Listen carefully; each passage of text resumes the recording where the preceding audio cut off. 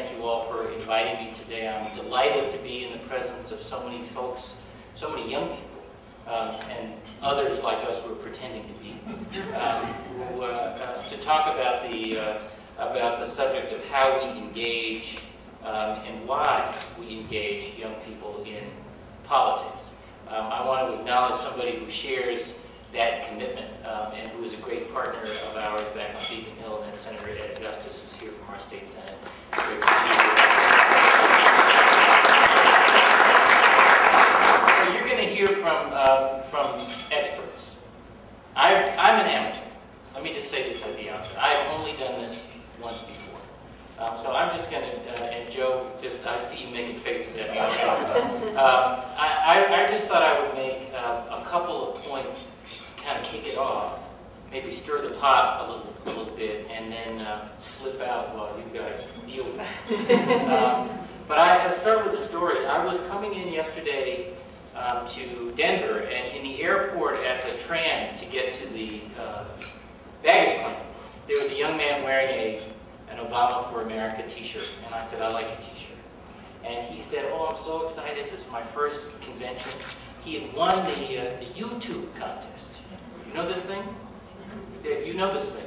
And so he competed. He is one of the people who's going to be backstage when, on Thursday, before Barack comes out to give his acceptance speech. And his YouTube video is going to be shown to all of us in Invesco Theater. He's incredibly excited. He has just graduated from law school at the University of Iowa. He worked on the ground at the grassroots in Iowa in the winter. In the winter. I'm from Chicago. We call it the hawk. He talked about not having feeling with his fingers and his toes on more than one occasion, walking his neighborhoods in Iowa, and about the sensation of warmth that you would feel on the third or fourth visit to a household when someone had moved from way over here into the committed Obama category.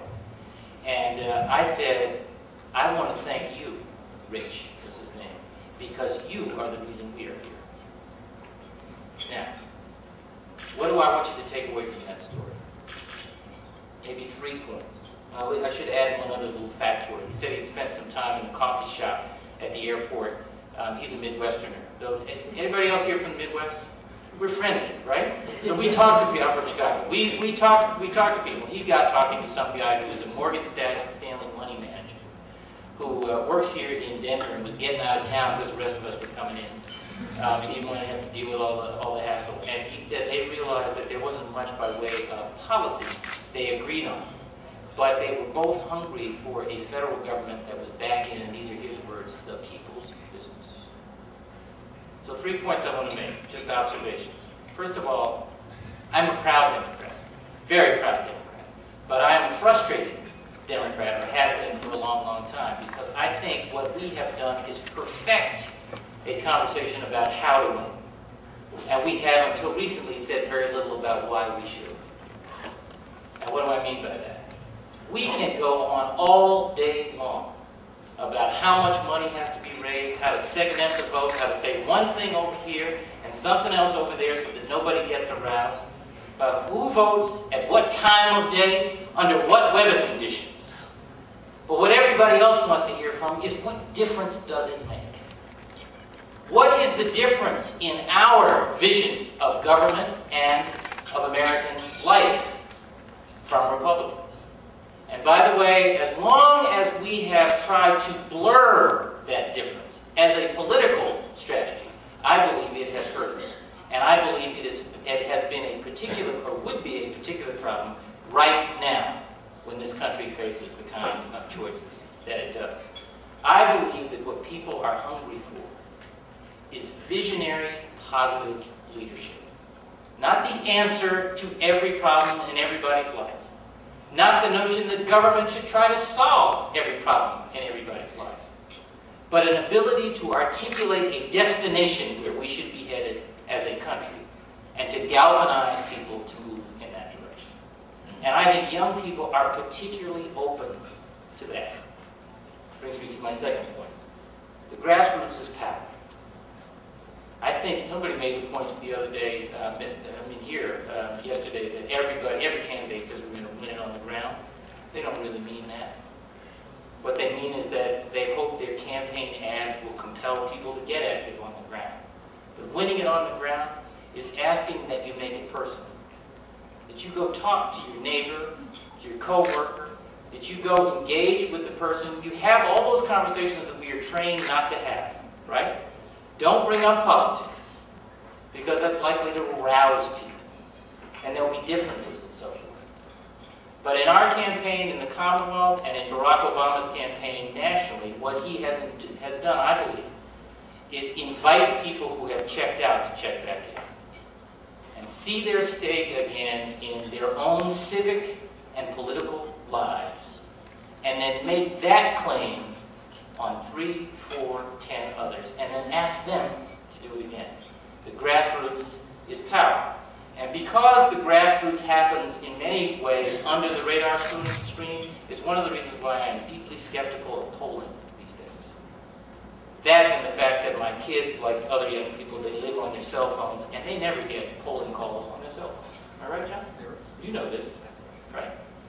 So there is a, what does that say? You know, someone made the point the other night at the College Democrats, yesterday I guess it was, at the College Democrats, that the anticipated turnout for the primary in Massachusetts was 600,000 or something like that. It turned out to be closer to 900,000. Why? Because there's a whole part of the electorate, many of them young, who just don't get counted in the traditional paradigmatic view of how we think about and analyze politics. And the reason this is important, I think, among many, is that, one, young people are a part of that differential, but it's back to that first point. I think people are hungry for something else other than just how you triage the outcome. We're going to be told every day from now until Election Day what the outcome is going to be on Election Day. Why not just get to Election Day, find out what the outcome is, and in the meanwhile do what we can, making it personal. That's the grassroots. And the last point I think I want to make, which may be particularly provocative at the Democratic Convention, is about the declining significance of party. The declining significance of party. People look at Massachusetts and say, that is a Democratic state.